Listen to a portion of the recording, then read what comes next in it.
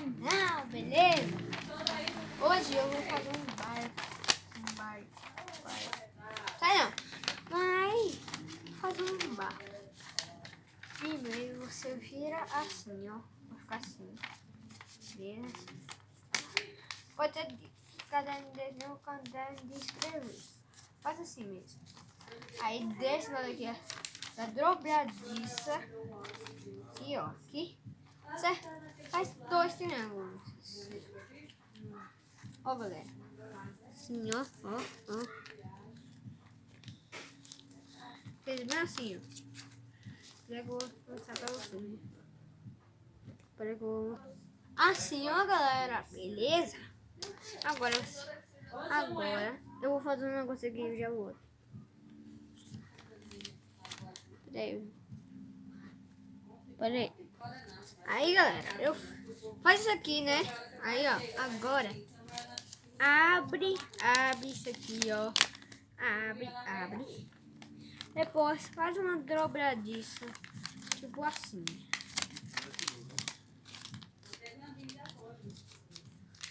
Coloca aí nos comentários se achou legal. Agora, galera, nós fazem assim, ó. E faz isso aqui e do outro lado faz o mesmo. Galera, a mesma coisa que a gente abriu naquela hora, vamos fazer de novo. Aí assim, na verdade a gente vai abrir.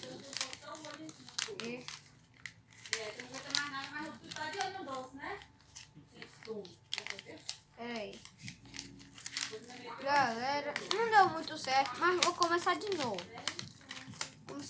Galera. Porque não deu muito certo. Galera, eu vou mostrar meu amigo. Esse aqui, meu primo. Meu primo Enzo, olha, meu primo Enzo. Galerinha, então, já que não funcionou, eu vou fazer de novo, sabe? Aí, ó, tá aqui o papel, o mesmo papel. Aí, tá aqui o meu Enzo, o meu primo.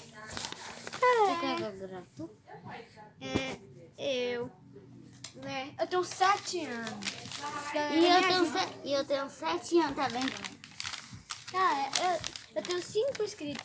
Vocês ajudam uma criança. Eu tenho só 5 inscritos. Eu preciso ter 1 milhão. Tu tem quanto? Galera,